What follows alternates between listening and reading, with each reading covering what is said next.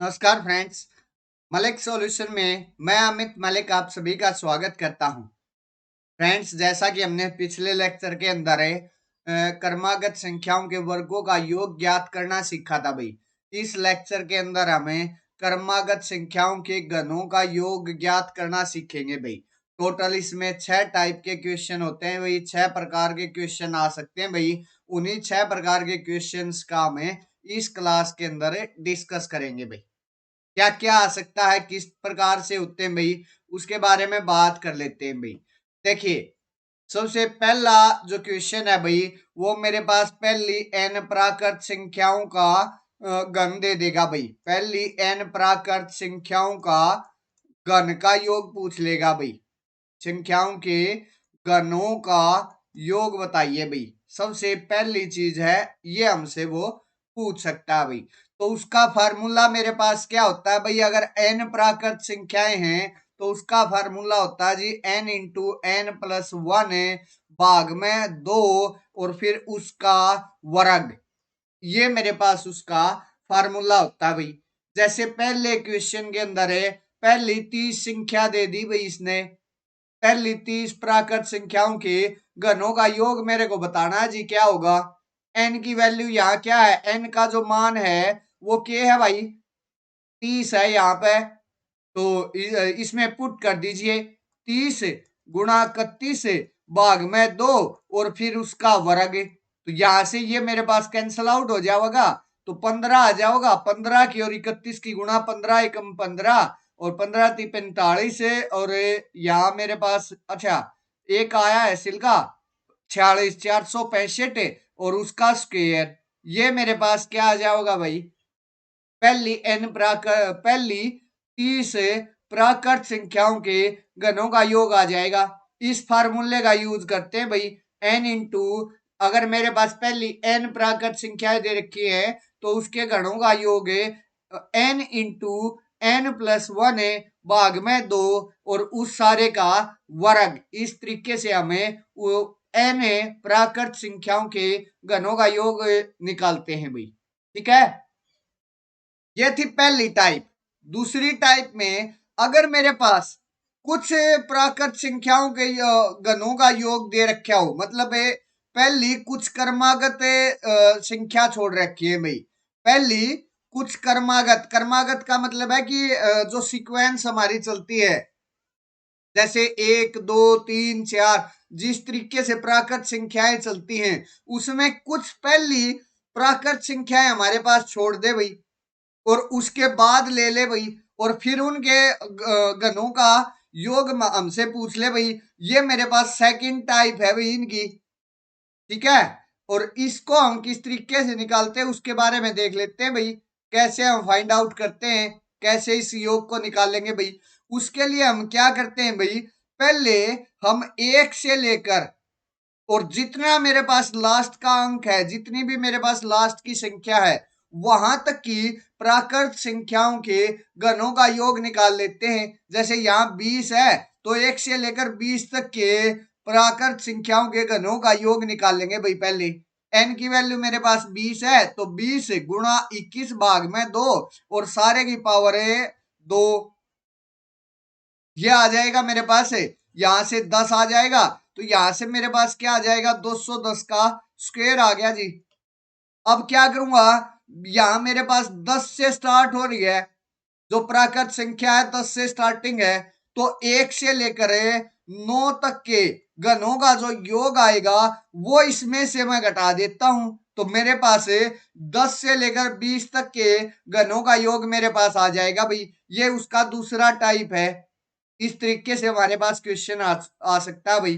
तो वो निकाल लीजिए, 1 से 9 तक का अगर मैं निकालूंगा तो वो 9 गुणा 10 और भाग में मेरे पास क्या आ जाएगा? दो और फिर उस सारे की पावर दो। यहाँ मेरे पास 5 आ जाएगा तो और ये मेरे पास 45 का की पावर दो आ गई, या 45 का वर्ग मैं बोल सकता हूँ।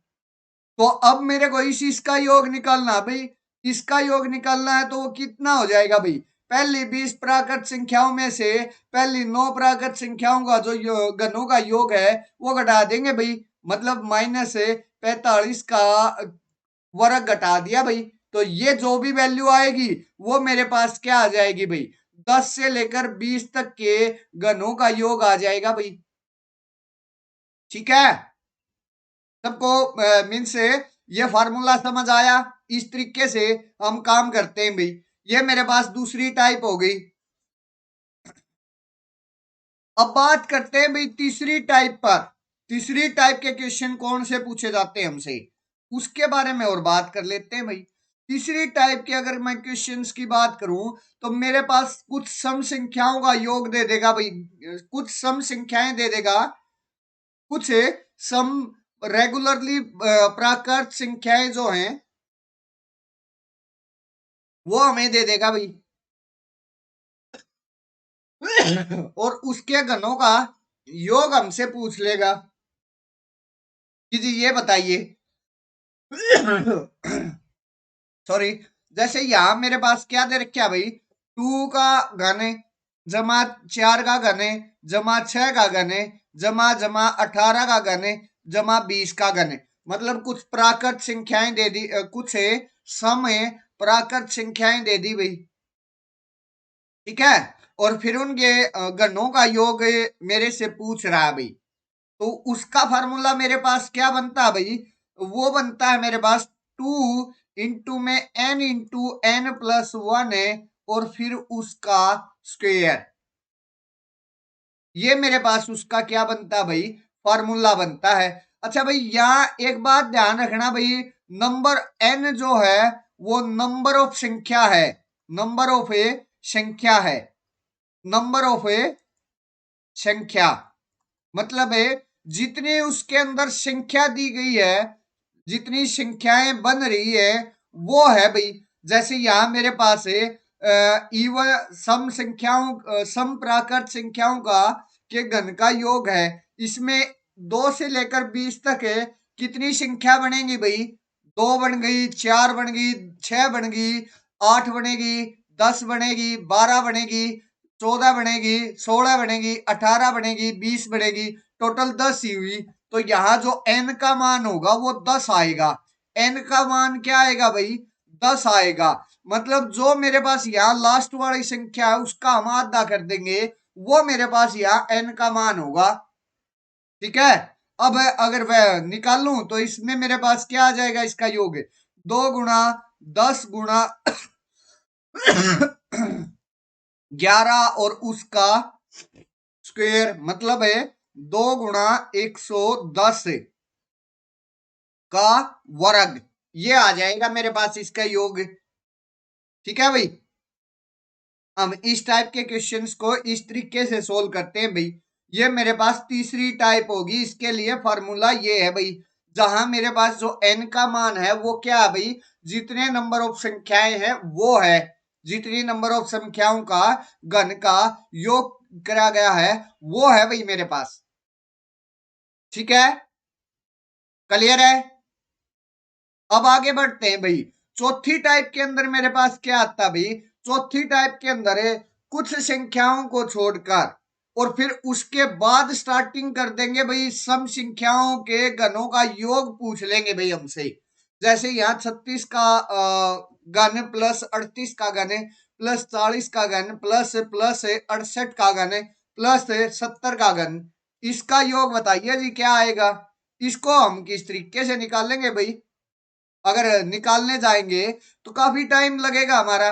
अगर हम फार्मूले का यूज करें तो क्या तरीका भाई हमारा इसको निकालने का, सबसे पहले तो हमें 1 से लेकर 70 तक की जितनी भी संख्या, जितनी भी समप्राकृत संख्याएं हैं उनके गणों का योग निकाल लेंगे जी।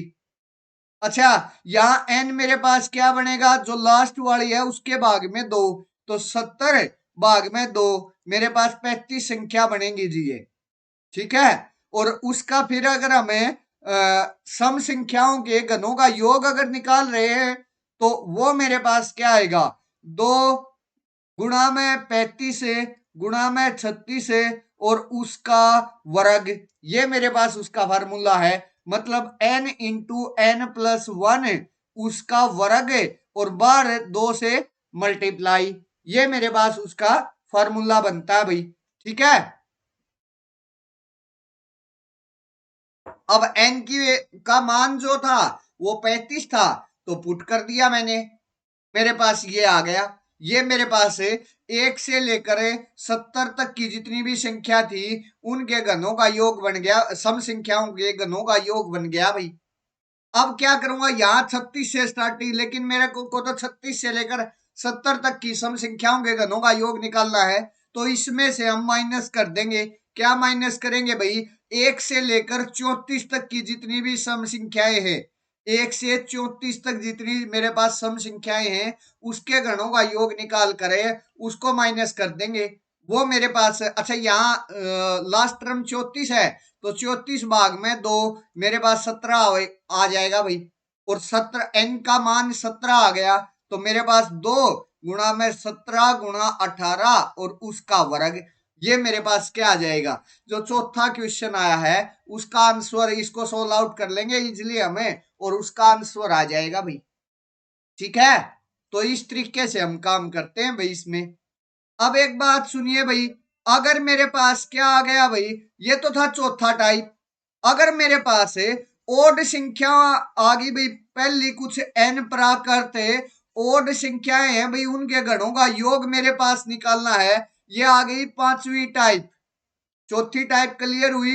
अब आ गई पांचवी टाइप, उसमें ओड संख्या दे दी, मतलब है विषम संख्याओं के घनों का योग मेरे को बताना जी कैसे निकलेगा। तो उसमें भी मेरे पास जो फार्मूला वो क्या बनता है भाई, एन स्क्वेयर इंटू में 2n² -1, ये मेरे पास फार्मूला बनता है भाई। और इसमें जो n का मान है वो जितनी मेरे पास टर्म है, जो लास्ट वाली टर्म है उसमें एक जोड़कर और भाग में 2 कर देते हैं भाई। जैसे यहाँ 37 है, आखिर वाली जो टर्म है, आखिर वाली जो संख्या है उसमें एक जोड़ेंगे और उसको 2 से भाग दे देंगे, मतलब मेरे पास ये 38/2 हो जाएगा और वो आएगा 19 से। तो मेरे पास यहाँ 19 संख्याओं का घनों का योग है भाई, मतलब जो n है उसका जो मान है वो 19 है।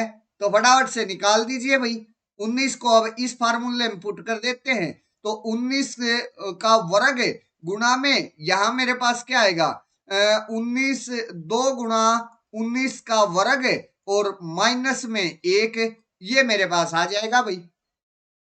ठीक है, ये मेरे पास पांचवी टाइप है भाई।